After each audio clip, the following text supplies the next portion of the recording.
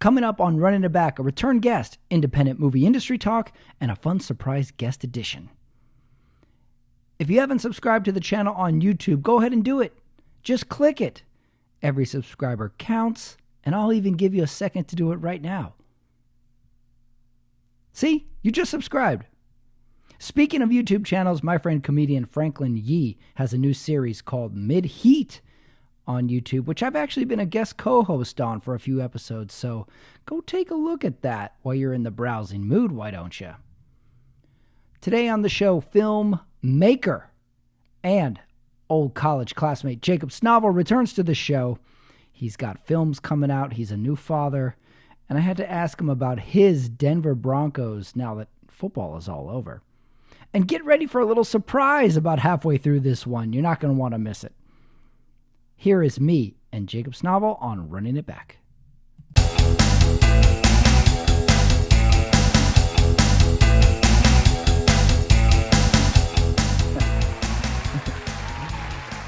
All right, joining me today, he's back on Running It Back. Jacob Snovel, he is a filmmaker, he is a sports fan, he is my former college friend, colleague, and most importantly, he has a beard and scraggly hair now. Yeah. Jake, you're back. It's been a while. We were dancing around trying to find a time to meet up, but you've been so busy because you're a new dad. Yep. And you're taking on all these film projects.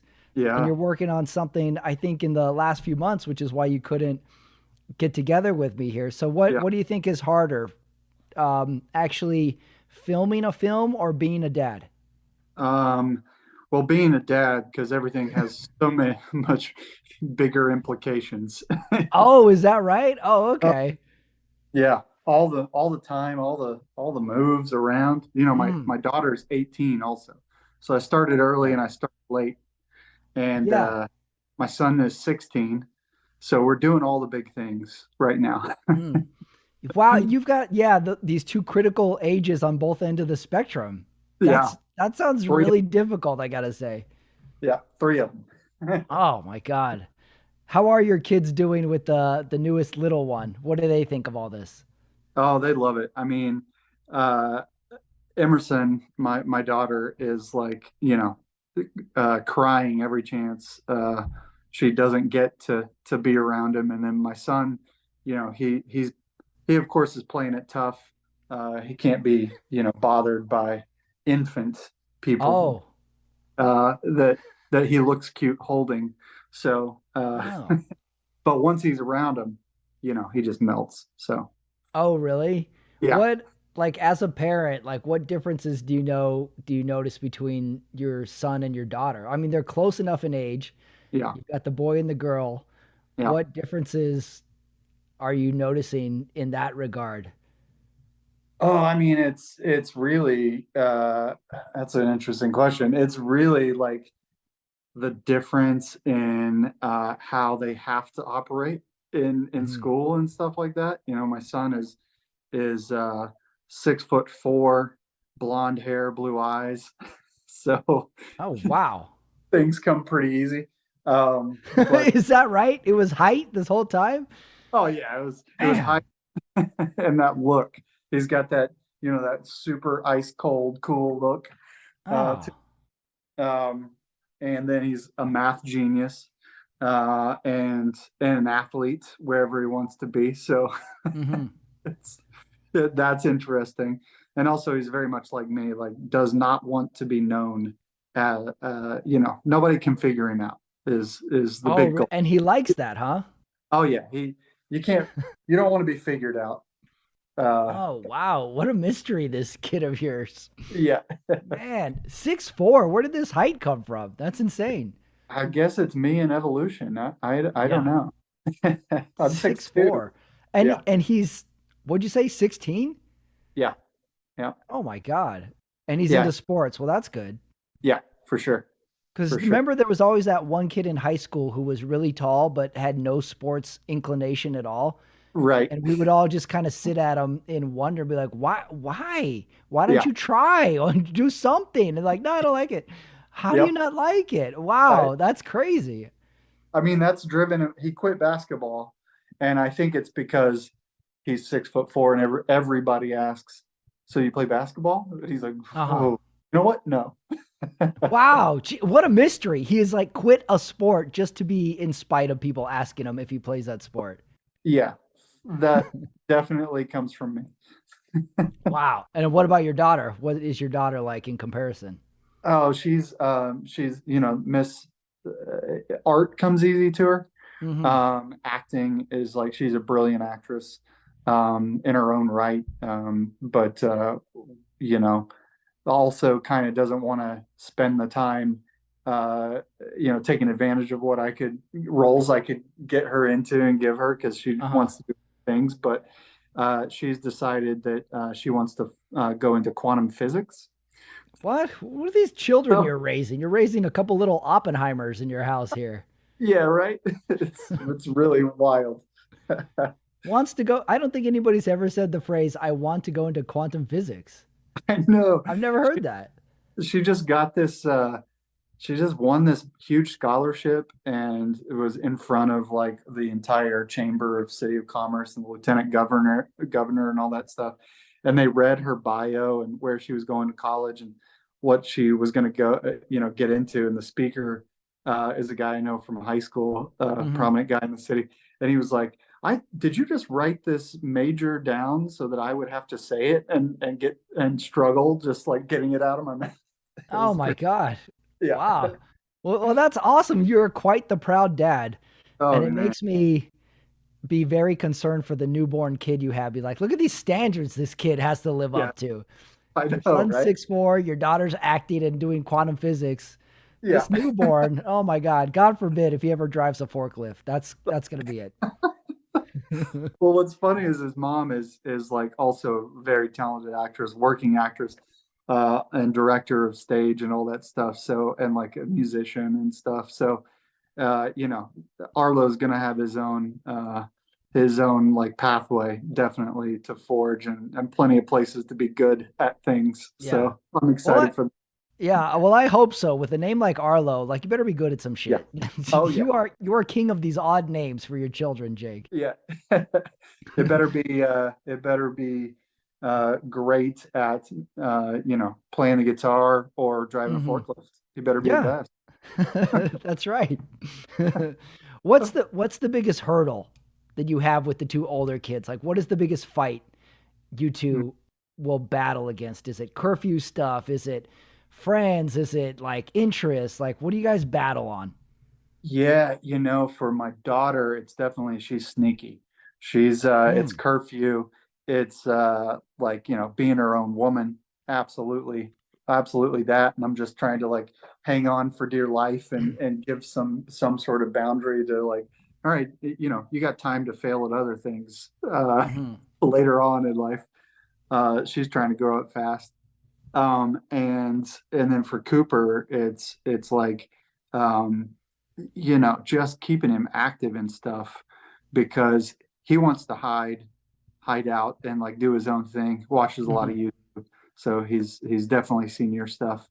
Oh, is But that right? Oh, that's who's my that one view is. yeah, Excellent. that one All subscriber. right, Cooper.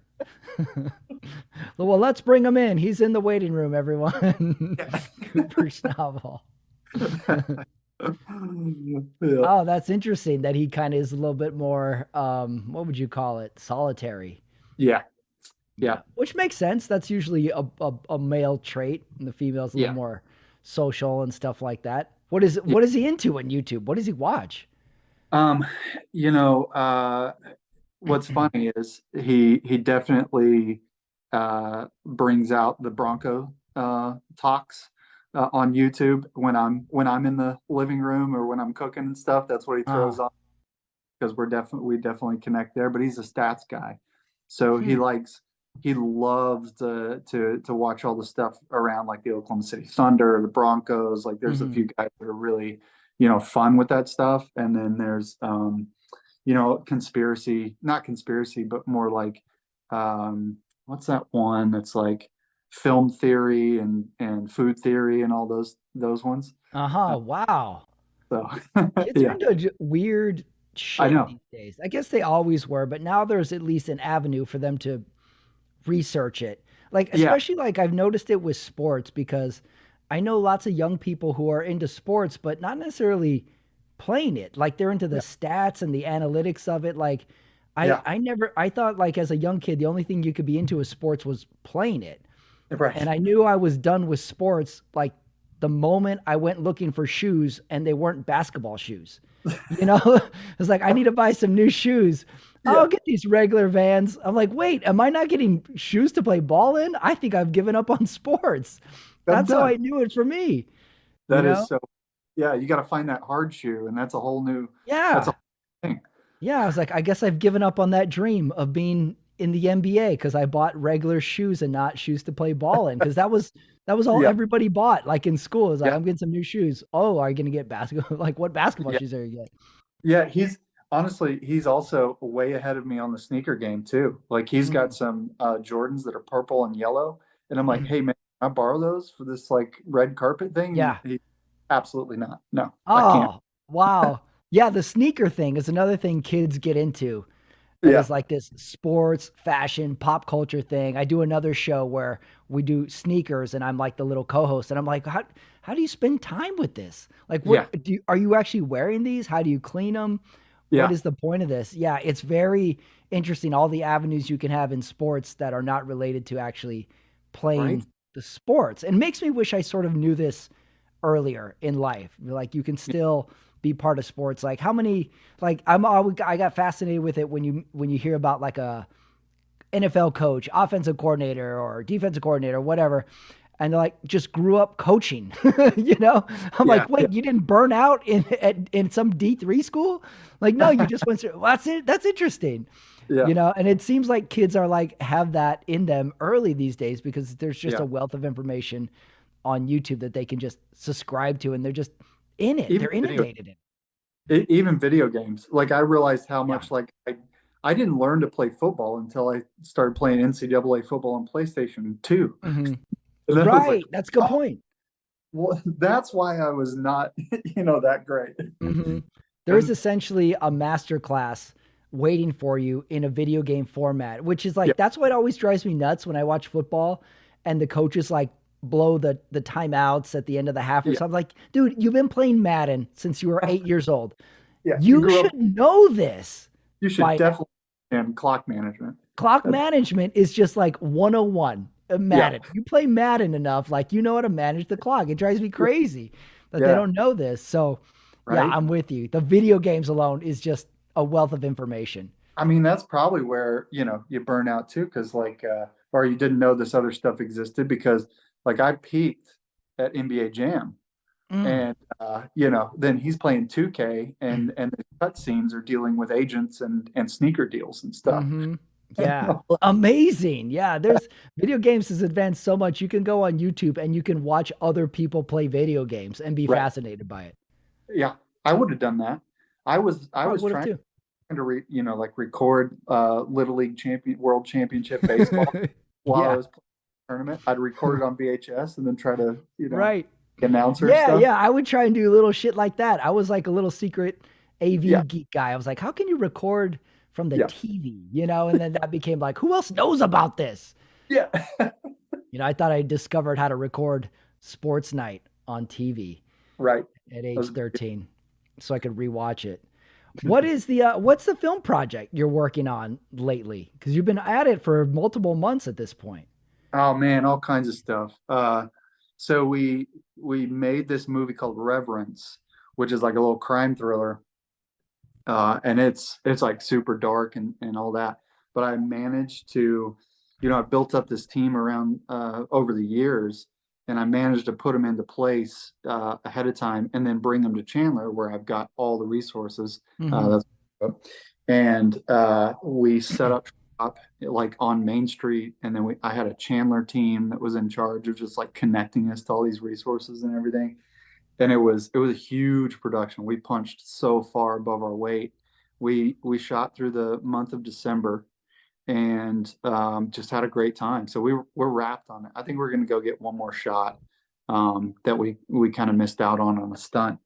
And yeah, that's the rest of it. But it's like there's an assembly cut to it, and then the director is like working with the editor right now Hmm. to fine tune it.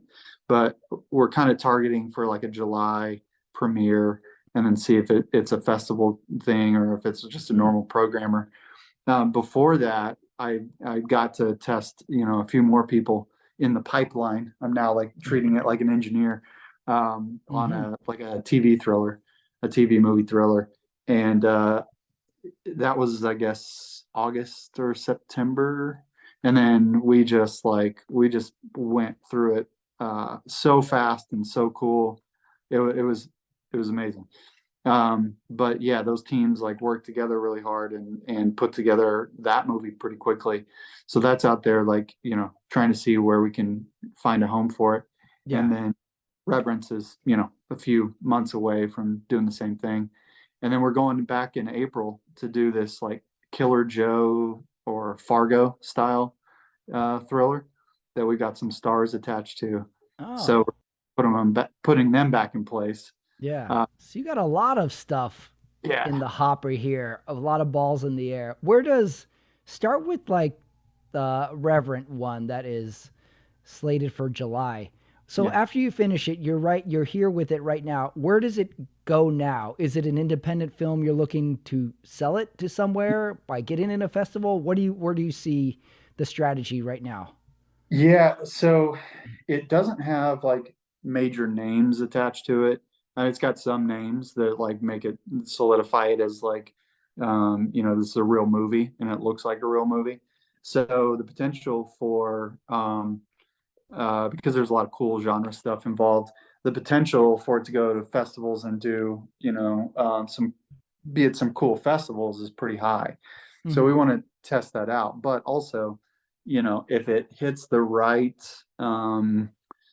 seller or buyer right away, then we'll go that route. We'll just listen to them on what we need to do for that. And yeah, that's that. We're just kind of waiting to see where that can fit in the world. But sometimes it'll do a festival run and you find the right buyer for it, and Hmm. then it goes out and releases based on their timeline. And sometimes buyers are just like, no, give it to me now. We need it out.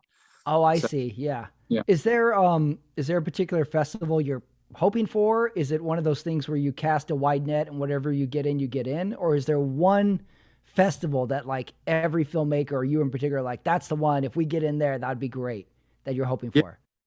Yeah, so I would love to go back to Fantastic Fest. Fantastic Fest is in Austin, and I kind of been saying that it's like the Sundance Film Festival for genre films.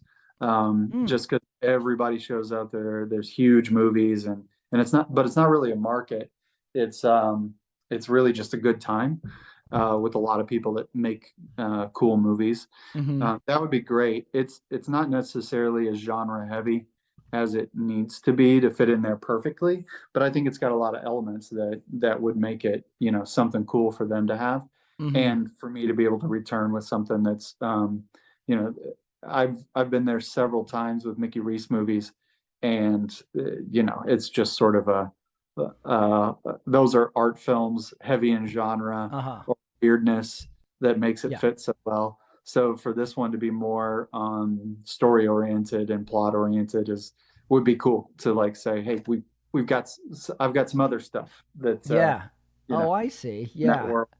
But that's Eh, about the right timing, I guess, for things. And then festivals kick up, so anything that's um, you know Western at postmodern Western heavy type stuff, even like Santa Fe or any kind of Austin festival. I don't think it's quite got the punch for Sundance and as far as like what it's mhm. doing artistically, but we can always throw a hat in there as well. Yeah, I see. Yeah, for the casual, I guess you would say, movie viewer like myself who knows movies that come out and a little bit of the industry side, the festivals that the casual moviegoer knows is Sundance and Tribeca. Yeah, But there's a ton more out there. And I listen to a few entertainment industry podcasts because I like the nuts and bolts of it all. And there was talk of Sundance one day moving. And if you yeah, think about it, to have a film festival, which is predominantly an arty side of film thing, to have it in Utah seems a little odd. And yet it's this gem of the West that has just been known to be there. Yeah, So it's interesting that that is the premier film festival, or one of them in the country, to right. it. And if you're, like you said, if you can swing for that and get in there, that's a big notch Yeah. on the belt there, and that really gives you a little jump start Oh to it yeah, all. for So sure. yeah, that kind of is interesting to me. Like, when you make your film, you do it independently, and now you have your product to go show to potential buyers. And am I wrong in the studio sense? The studio commissions a film and you go make the film for a studio. Am I understanding the two differences correctly? Yeah, yeah, that's it. I mean, the studio will essentially fund the movie with intent Mm-hmm. to distribute it. And sometimes they'll sell off rights to, another studio um, if they feel like it doesn't fit their slate or something. But studio has all this stuff built in to like Yeah. create their product and all that. So they Mm-hmm. will come. Yeah. How do you go as like an independent filmmaker of financing the film? Like, where's your first phone call going? Knock on doors of people who can spend enough money uh, on something like that. Really? So this is like, hey, we got a film going, and then what do you offer in, say, return to them? Do you um, say like you have a part of the film, or here's a gift basket? What it, happens? all of the above, any and Yeah. all of the above. It depends on what that person wants out of it. Hmm. And so you design a project based on kind of what you can handle. This one was pretty interesting because we did a combination with like a post house that could do in-kind work. So it meant that we had to raise less cash, but then they could kind of, they were built into the project to be able to handle the post production side of it, Hmm. and then we'd have editing and color and sound and all that built in. There's there's one investor that he's getting up there in age. He loves acting, and we Hmm. definitely had a role that's so fit like what he can do and what he does. And it's like, obviously, you're our guy. Um, Oh, interesting. So you could offer something for their yeah, contribution. You'd be like, hey, yeah, you want to be in yeah, this film? That's a good yeah. idea. And we still like keep everybody cash wise. We still keep them in the same investment pool, basically. Hmm. So, the structure is they're essentially going to get their money back plus, a certain percentage of money. And usually it's like 15 or 20%. And then after that, Hmm. it splits profits between our company and the investors. And they get a certain percentage back on based on what they put in. Hmm. So that's kind of how we structure it. That's the first, way we walk in, and then you kind of design like you have a certain budget in mind or what it's going to take to pull that off. So you start to split it up as evenly as possible in like chunks of, well, we know enough people that'll put in 25K, or we know enough Hmm. people that'll put in 5K. So we'll go to the first rounds, ask, wheel and deal, try to get to our budget. And then from there, it's like, figuring out what else we can do to get people to put cash in or Yeah. whatever. Yeah, I see. The business side of it is so fascinating to me because it's a question of how do you finance art? Yeah. How do you subsidize this? How do you make a product, whether Yeah. it be independently or through the studio? And Yeah. it's like there's so many hoops to go before you flip on the camera. Like, Yeah. we'll never know that side of it, and you can't Yeah. because there's so many people involved. And it's also interesting, the independent filmmaker business model mindset. Like, I didn't really become aware of independent filmmakers till the 90s, Yeah. when we started watching independent films and saw some of them were really great.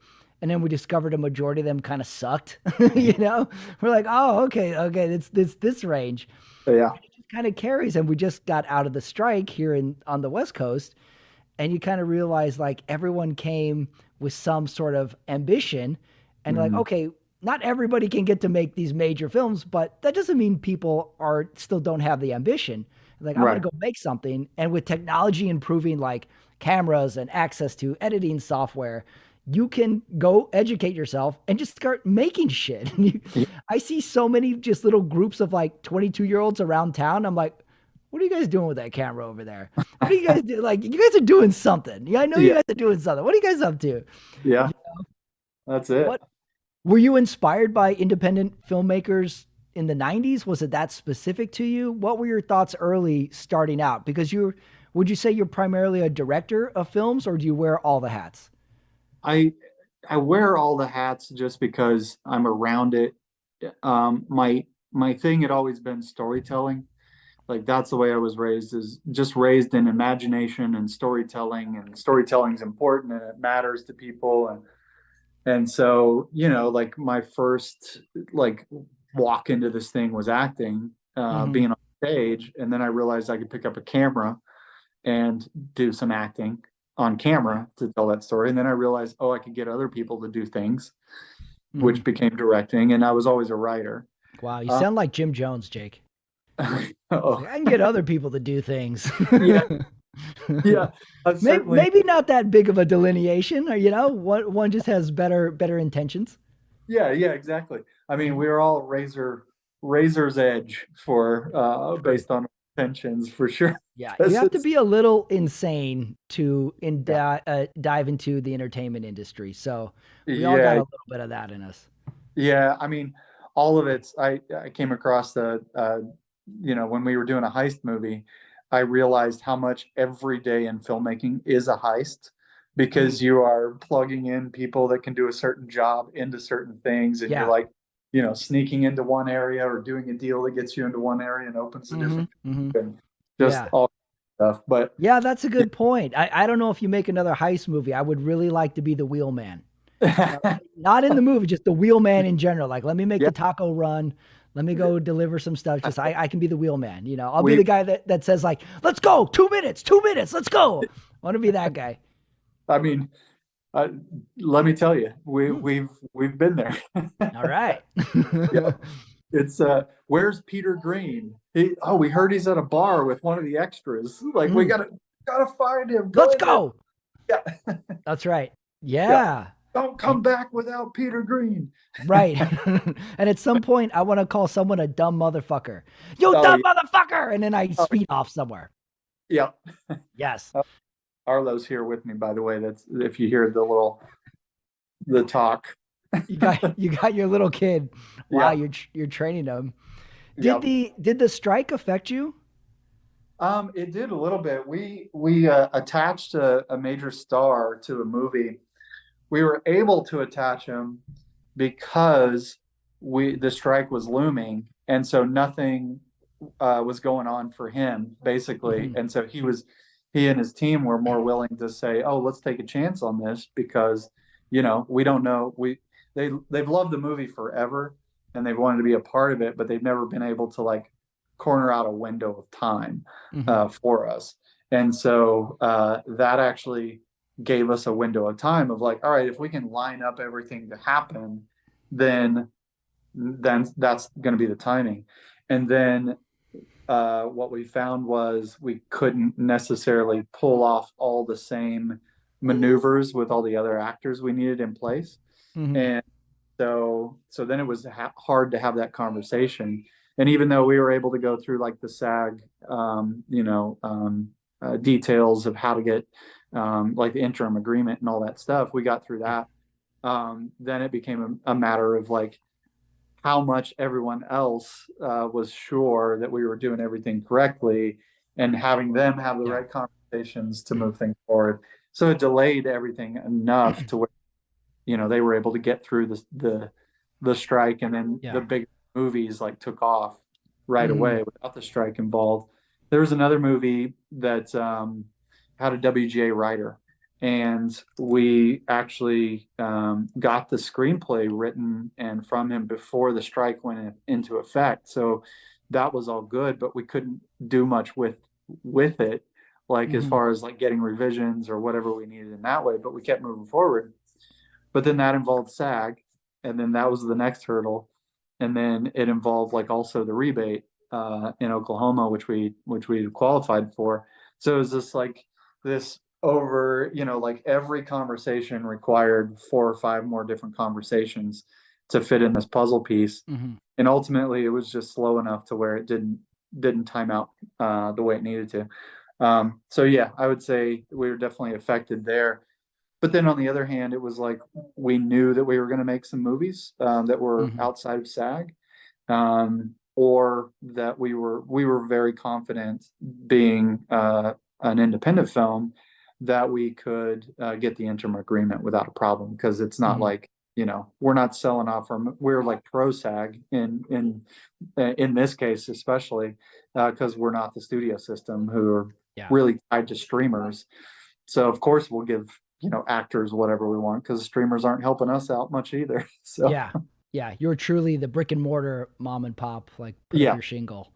yeah, And this is our exactly. project. Thoughts on AI in filmmaking? I see a lot of sides of it, Yeah, and part of me thinks like, yeah, I mean, this is people are getting booted out of jobs due to technology, and part of me says like, how else could this go? right. Technology is changing job markets throughout history. I mean, just look at the self checkouts at grocery stores. You remember Yeah, how we all said like, I'm not using those; those are going to put people out of jobs, and now we're all weighing our bananas yeah, like pros. So I see both sides of it. I see how it's yeah, a problem for the working class, and I see how studios would see it as a viable resource. Do you have thoughts on AI and using it in your films?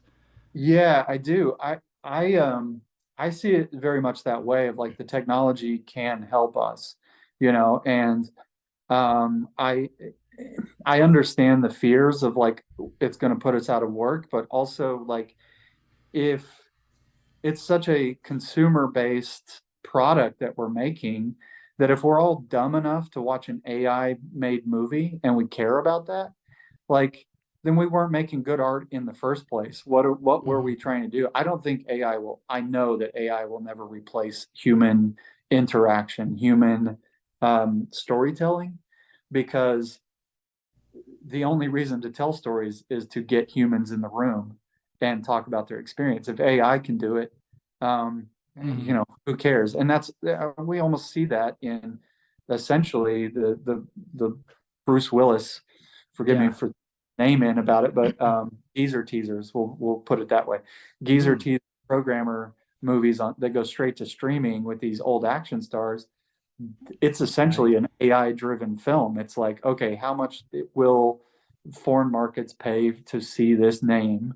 And then let's plug them in and let them do something badass. Hmm. And we get 15 shots of their face, and we get 35 shots of their stand in, and we get 75 shots of their hand model picking up guns, and we're good to Yeah. go. It's all Yeah. algorithm. So why not take that, feed it into an algorithm, and do it in less Hmm. time with less people, and have a shittier movie that costs less, and then people won't watch it, or they'll watch it for a price that matches Yeah. whatever it is. Yeah. I think, and Barbie and Barbenheimer phenomenon just illustrates the point of what we want to see is new stories, bigger stories, fun stories that are based on our experience right now. Hmm. And, sometimes that includes the ability to shoot something on IMAX film, because that's the spectacle that's always been there. And I also, like, for a moment there, I was kind of making fun of like actors that weren't stars, throwing their arms up in the air about like, we've got to shut down AI. And it's like, Hmm. no, like, don't worry about that. The producers are the ones that will lose their job. I can literally feed a script into an AI model that's free right now, and it spits out a schedule and a budget Hmm. and all the things that like takes out my 30 hours of work, Oh you know, wow, I didn't know or that. That's yeah, interesting. yeah, somebody might pay me $1,500 to break down a script and like really build and design a project for them. Well, now they can skip that and do it for free. Yeah. So I'm the one that should be worried as a producer. Mhm. Yeah, you're gonna be playing NBA Jam on YouTube in no time, Jake. Yeah, exactly. I Driving mean, a I'm for forklift. Yeah. it. It's interesting, and I really think we're at the cusp of that first AI movie coming out.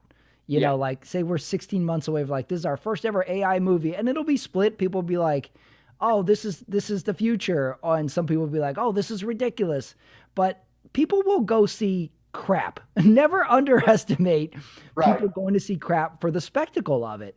You know, and I think that'll dictate the market for the next 5 years after that. But we've been flirting with AI for a long time. How many times have we seen the made up monsters in Lord of the Rings in the Right. background? You know, the Yeah. the dinosaurs in Jurassic Park. Like we've been flirting with this AI stuff for a while. The Yeah. fact that it has gone to a more creative sense of writing a script or something, now we're at a new threshold of it all. Yeah. We might need to pause since Arlo's getting a little. Okay, we'll take a break. We'll be right back. Okay, coming back, Jake's son Arlo has joined us. Yeah. He looks very similar to you, and he's very active Yeah. on your lap there, like you too. That's Yeah. interesting. You got the Well, similarities to you. yeah, he's got he loves the keyboard, so he's going to be doing a Oh lot of yeah. calculating, I'm sure. What sport do you hope to force on him later in Oh, life? yeah, it's got to be baseball. I mean, Oh, you're a baseball guy. That's right. yeah, got to be Mhm. baseball. Do you You see know, him as a pitcher or as like the sure glove shortstop or just the cornerstone catcher? Where do you see Arlo playing in the uh, field? yeah, personality wise, he feels like a second baseman. Oh, Like is that he's right? Like a yeah, Sandberg? yeah, he's a little bit, a little bit of a wild man as far as like exploring stuff. Mm-hmm. So that's really, that's where your second baseman is. Oh, Uh, okay. Yeah. remains to be seen whether or not he's got the athleticism to pull off the shortstop role or the Yeah. leadership to go pitch catcher. Mm-hmm. But if we can get him to be left-handed and throw left-handed, we'll work on the pitching right away. Oh, okay, good. I can see him banging around on the desk there, so I could Yeah. see him being athletic. He's got a Oh, lot of hand movement, a lot of quick hand-eye coordination there. oh yeah. To Yeah, for sure. Arlo. Yeah. Yeah. Force upon him. Force upon him a sport. That would be excellent. That's how I know I'm Yeah. going to be a terrible dad. I will force upon a sport on Yeah. some kid someday. Yeah. I want to ask you about this because I think in the last 10 years, I really got into directors. Uh-huh. And at some point, I was like, hey, these are the movies I like. Hey, wait, three of these movies are all directed by the same person. Oh, that's interesting. What else did they direct? And you know that movie from the 80s was crazy. Who directed that? Like I got interested in the stylistic, and they were never the Tarantinos. They were never Scorsese's. It was David Fincher. It was Uh-huh. Michael Mann. Yeah. It was who's the guy that did The Exorcist and Blue Chips? William Friedkin. Freaking. Yeah. Yeah, and I'm like, wow, hold on, I got to watch more of these. When you got into film in general, were you a director guy? Did you have your directors you liked and that you were fascinated by? What stood out to you about directors early on? Yeah. I think it was really it was always the story itself for me Hmm. because I really grew up on black and white movies, comedies like Laurel and Hardy and the Three Stooges, and we just Hmm. watch those over and over again. And I also got obsessed with Star Wars, but I figured out really quickly that George Lucas was not my guy. uh, Oh, really? Not a Star Wars guy, huh? well, just not the director. I um, see. And he I was directed just Star Wars, right? He didn't do the Yeah, second two? yeah, he didn't do. I don't think he did the third one. I see. I don't even remember. So it became kind of like I guess there was always Spielberg, like Yeah. knowing that Spielberg was going to bring something big, Hmm. which was kind of. I found out when I got to an art school that that was the lame answer. Um, Right, right. Yeah, you had to have like that yeah, under the radar director in your repertoire. If you're going to go to toe to toe with these film yeah, school conversations, they're like, "Wait, you guys don't like you guys don't like Rudy? yeah, Rudy's yeah. good movie, right, guys?" What's wrong with Rudy? Which was Right. in the pantheon for me. Hmm. Uh, but Totally. Coppola was one of those guys that I was like, oh, that's Ah. her, you know. And Hmm. then who else? I guess Spielberg also. Um, there was what's his name? Breakfast Club and all those. Oh yeah, Um, John Hughes. yeah, really the people who put their stamp on the writing and the whole Hmm. project itself, I think was Yeah. it. Which is why, like, I didn't really know Fincher until Fight Club, and then I started Right. going, oh, he did those. Hmm. And that's yeah, I got into directors because of the art school side of it. So a lot like you, like I was all about Fincher, because Yeah.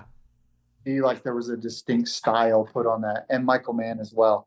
Of Yeah. like, I even say that today. I'm like, or I'll reference those directors to be like, oh, why don't we move the camera just right there? Let's go Fincher with this. Hmm.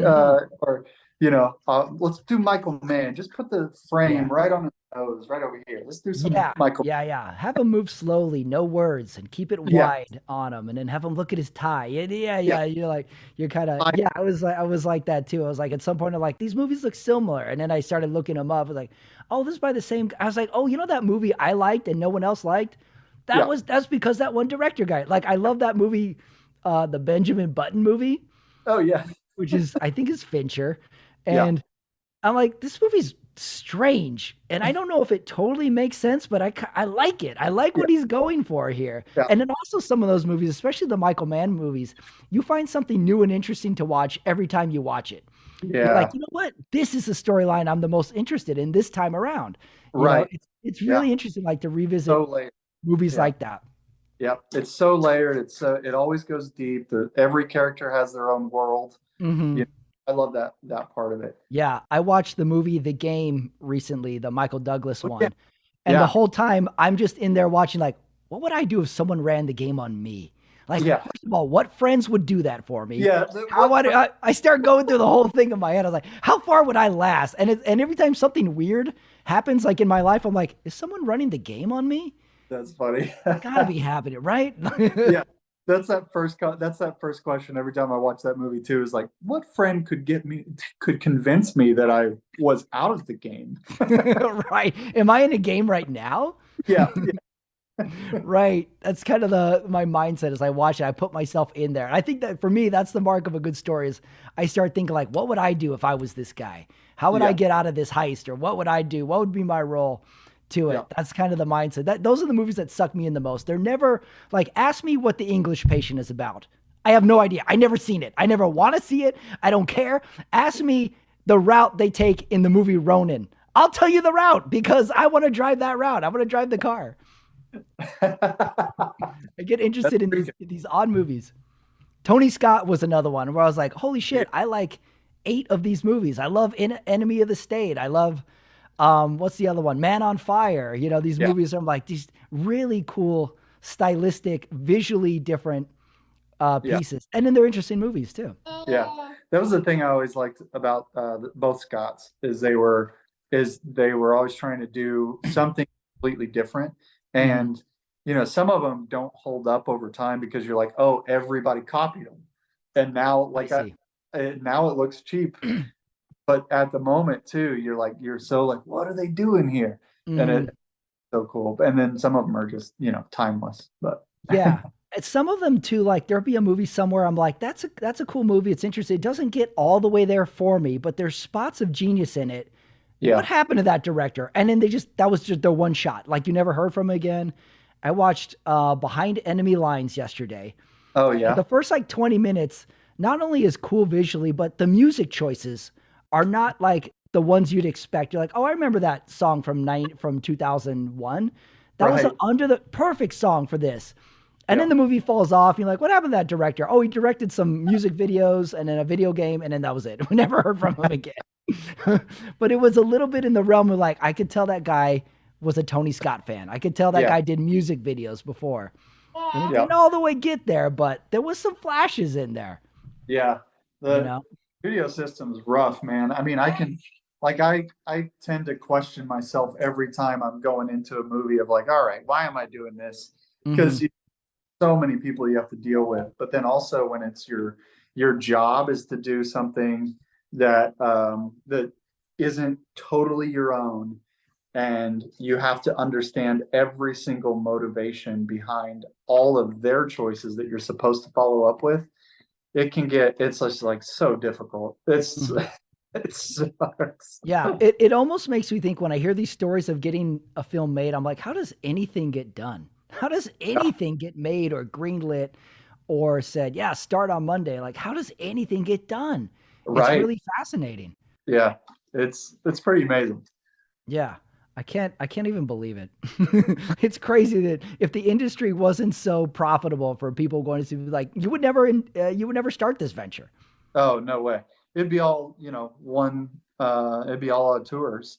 Hmm. And, uh, you know, you'd have nothing but weird stuff and they'd be in galleries and you'd go sit in galleries and watch. Yeah, that's true. It would be in galleries. You're right. It would be a Yeah. totally different Yeah. world of how we consume our film and television as well. Yeah. I watched the made-for-TV movie by Michael Mann in the '70s, The Jericho Mile, the other day, Oh, wow. and I was like, oh my god, like this is cool. It's like raw, but like it's still fascinating, and like I Yeah. can't believe people talk like this. You know, Right. it's so weird. It's about a prisoner who's really good at running, and Uh, somehow he tries out for the Olympics while he's in prison. what? I don't think I knew that. I'm gonna have to show Cooper that one. It's like it's a tough watch. Anything old movies, like they're really slow by today's standards. Like if you Yeah. watched Superman, the original Superman from 1977, you're like, when does this movie start? Right. Come Yeah. on already. The credits alone are taking 7 minutes. Yep. And that's a little bit how this is, but it is pretty cool to watch. Just the dialogue of it, people's hairstyles, and just like the Yeah. oddity of it, of that this is the story. It's pretty cool. I recommend see if you're a Michael Mann fan. Yeah. I love Thief too. And Thief is really good. Thief is not a good or a well done project. Mm, You know, like you can tell like that has every bit of like grit and heartache built hmm into the making of that thing that it's like, oh, I see if they had money, that light would have been more lit over there, hmm or that actor probably would have done something different and maybe even cooler, or the story would keep going, which is like everything that appeals to me in hmm that film as well.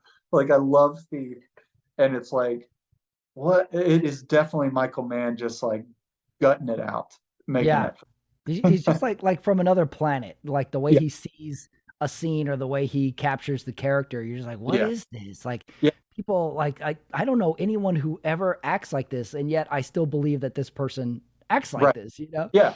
I would I would You never can believe on Robert to De the Niro would say these things point. in Heat, but yet I believe it. Yeah. So strange. So you're a Coppola guy. What are your give me your top three Coppola movies? Rumblefish and well, obviously, I mean, The Godfather and The Godfather 2, Mhm. and Apocalypse Now. Oh right. It's got to be those three, right? Yeah, One, two, Apocalypse three. Now is the top for me. That's always been there, and that may be the one that keyed me into directors. And it Mhm. was like it's at a time where I'm losing my attention span in the 90s and like trying to be cool about stuff, and I discover Apocalypse Now and just mind blown by just the intensity, I guess, in Mhm. scenes may or may not apply to a plot, and that's yeah, that's where I was like, all right, this is the thing. But also that goes back into my like fascination with this director gutting it out to make their Mhm. film too. Yeah. Yeah, I think there's some like cowboy or renegade in a lot of directors where they're like, Yeah, I'm putting a crew together and we're making a thing. yeah, And we're gonna wake up early to catch the sun or like whatever. Like, like yeah. they are driving the ship. Yeah, it absolutely has to be that way too. Now I've worked with a lot of different directors, and I can like whether or not I think they're brilliant or they've got some sort of idea. It's really a matter of like, are you going to finish this film? Because I'm going to be over here dealing with 900 people that want to line up and do something different in your movie. I've got to do that. I've got to finesse that. I've got to deal with Hmm. the whatever you wreck over here. And so if I'm over here dealing with you wrecking shit over here, you better keep wrecking things for going forward to finish this film because I Mm-hmm. can't always, I'm not going to be able to get you everything, you Mm-hmm. know? So you Yeah. better force in you that's going to, email an actor when their agent's not responding and go, what, are you into this or not? Are Yeah. we doing it? No. I see. Oh my God. It just seems like just constantly herding sheep into a Yeah. pen and then letting them out of a pen and then herding them Yeah. back into a pen. It really is. It really is. That's why people lose their minds. Yeah. Oh, for sure. Seems And burnout impossible. too. But Yeah. Kyle Harris, the guy who did Revenant, and we did the Heist movie before. Okay. He's telling you about it. It's a director's commentary. Yeah. He I forgot where I was going with that. But Something about a heist.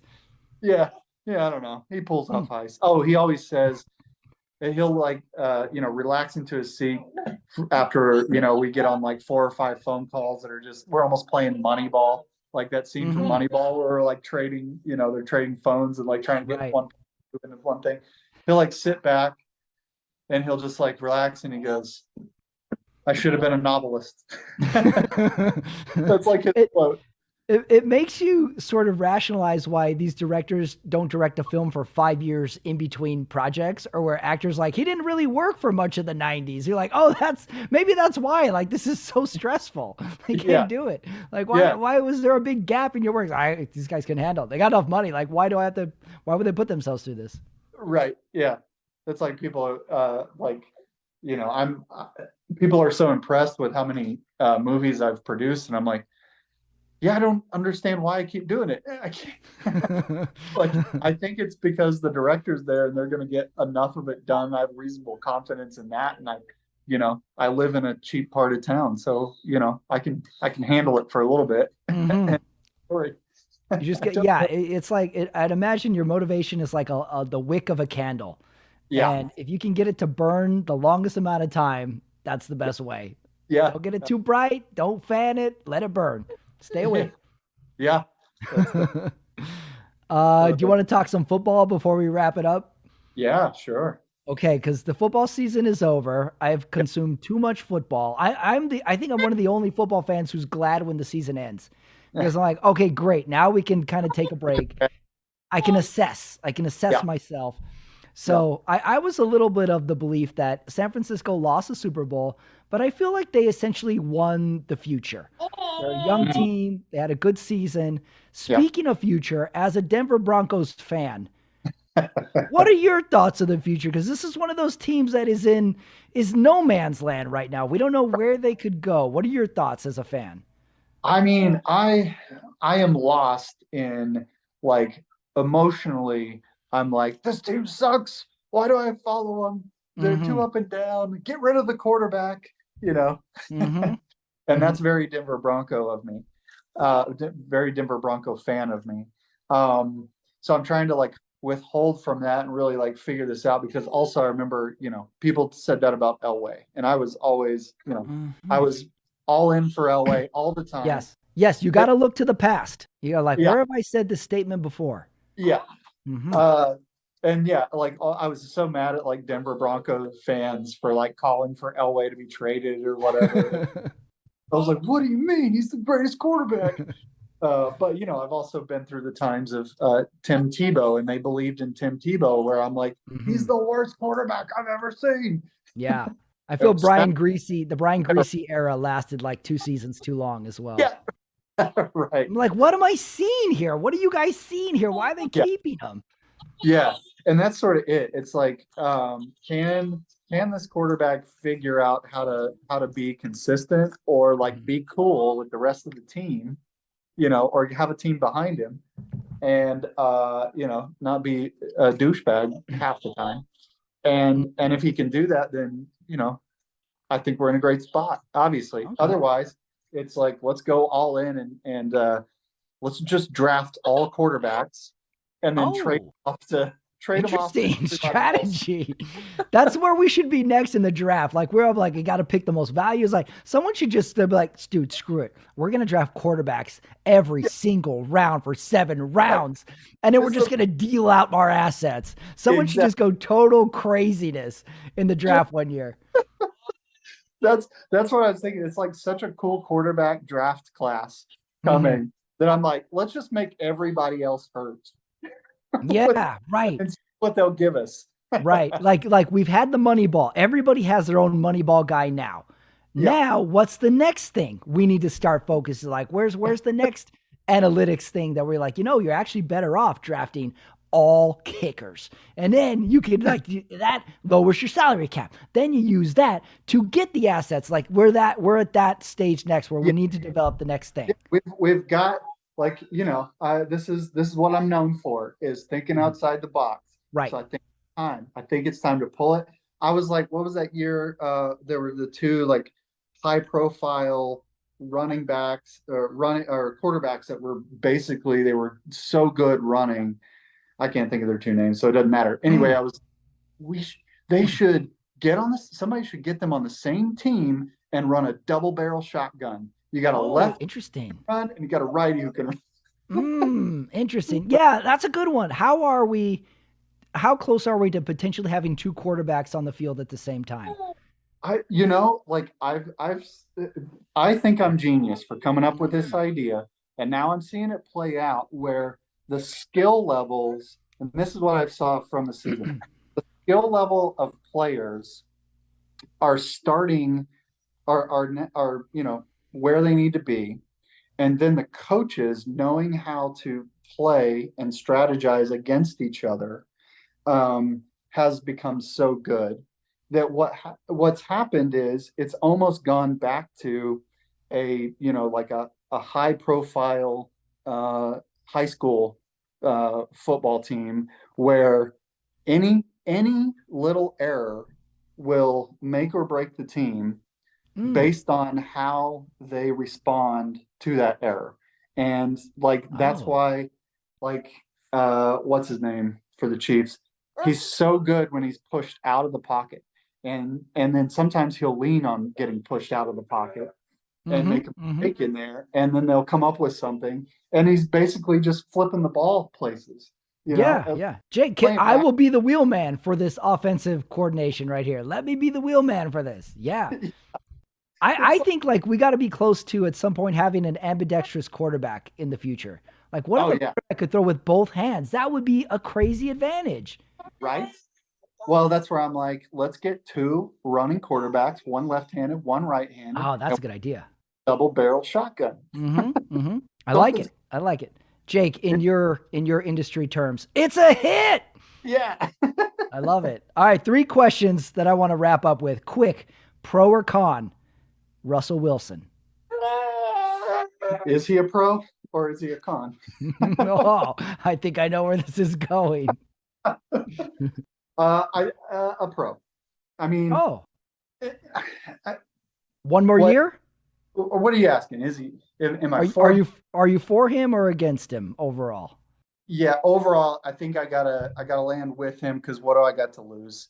I mean, he's got moments Okay. of genius. Unless they're going to listen to me and draft all quarterbacks, Hmm. stick with him, figure it out, get his life right and his Hmm. team right. Get that vibe right. That's really Yeah. what it is. It's Okay. get Okay. So positivity yeah, on him. I think he should grow a beard for next year. Change his look. I think that would be a good step. that'd do it. Yeah. That's the way to go. Like me, I'm going for the mullet now so that people Mm, somewhat take me seriously. But they got to look at me a little longer to figure out interesting. Okay. if I'm. So you gave some thought to it. Yeah. Yeah, yeah. Okay. All right. Sean Payton, pro or con? Uh, mm, I'm gonna say con. Oh, wow. I don't have enough thoughts on him. But That's no, why. you're con on him. Interesting. Yeah. Okay. And then last thing, uh, what would you add or take away to the Denver Broncos for next year? um, what would I add? Or you could take something away. Um, I would take away the new logos or the most recent logos, Mm-hmm. and I would add back in the old one with let's go Orange Crush, and let's Yeah. have that funky looking horse with the star in his eye. Yeah. Of all the throwbacks, I can't believe they haven't brought that back. I know, right? It's such a good uniform. So Yeah. that's a good ad. Yeah, I was thinking like he's going to say a coordinator or a linebacker. He's like, you want just bring back the old We, uniforms. we just got to correct the vibe. That's it. We got to correct the vibe. Mm-hmm. We got the team. We proved it randomly somewhere in the midseason, off and on. Mm-hmm. Yeah, he went on that little win streak in the middle. Absolutely. Yeah. Little spark. Sorry. He's I think he saw this and I didn't realize it. Oh, you've been starving your kid this whole interview. We're like, oh man, he's feisty. He's athletic. No, he was just hungry. Yeah. Well, Jacob Snovel, he is at J Snovel on Instagram. He has a movie coming out. He's raising a kid. Yeah. He's got a 6'4" son. Everybody go look for him. Jakes, thank you for the time, man. Yeah, thank you. That's it. That's Running It Back with Jacob Snovel and his new little son, who fit in nicely to the episode, I thought. Talking old days, talking movie industry news, happenings. The man knows it all. He's seen it all. Knows a little bit about sports, too. And we'll see if his son becomes the world's greatest baseball player. So, to be continued, right? Don't forget, if you haven't already taken the time, please subscribe to my YouTube channel. All my stuff is up there. My shows, my football series, my interviews, which you just listened to right now, and I got a few other ideas in the hopper coming up this football offseason. Not to mention shows. If you came out to Venice Beach for the outdoor comedy show, I thank you. That was a great show, and I got more stuff coming up, so be on the lookout. Thank you guys for listening. I want to thank Jacob Snovel for joining me on Running It Back. And I want to thank you, the listener, because I will see you very soon.